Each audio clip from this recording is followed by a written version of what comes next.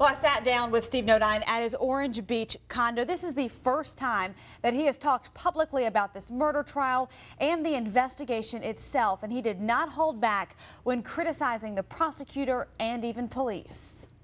Well, I'm never going to change anybody's mind.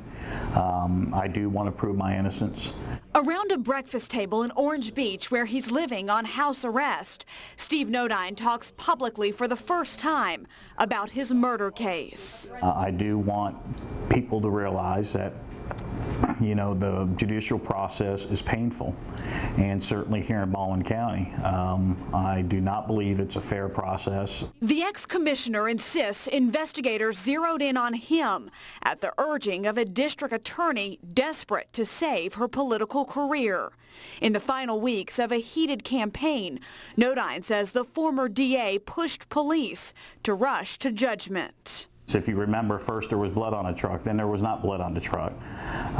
Then there was supposedly a camera that was working, and then there was not a camera that was working. And then Sheriff Hossmack came out and said that there indeed might have been a videotape of it. So all contradictory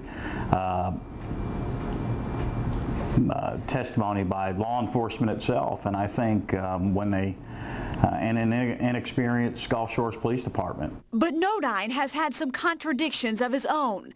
In his trial, which ended with a hung jury last December, there were several witnesses who said Nodine told them each a different story about the last time he saw Angel Downs, a story that changed again when he talked to detectives. I think one was that she wasn't at the house, perhaps in the shower. Then she was maybe in the doorway waving. No, it was that was the only thing that was contradictory, and is the only thing that I found fault with. He had asked when I came back in the house, did I see her in the kitchen? I said, no, I did not. You see her on the couch? No, I did not. Did you see her in her bedroom? Didn't go into the bedroom. I saw my wallet, picked my wallet up, and left. Do you regret talking to police that night? No, because I know my lawyers thought that I shouldn't have done that, but I had nothing to hide. Were you drunk that night? No, absolutely not. Were you under the influence of anything at all? No, no. Steve Nodine is now waiting to find out whether he'll face a second jury. The new district attorney, who took office in January, says she is still gathering facts. But Nodine says he's tired of waiting.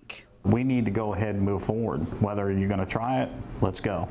We're prepared, and we will be prepared. Steve Nodine also talked about what he says could be a bombshell in a retrial. Nodine says the district attorney withheld information from his defense team regarding Angel Downs' autopsy. Nodine tells us there was another forensic pathologist in the room reviewing that autopsy. The medical examiner who testified during the trial said his first impression was that this was a suicide, but performed a second autopsy at the urging of the DA.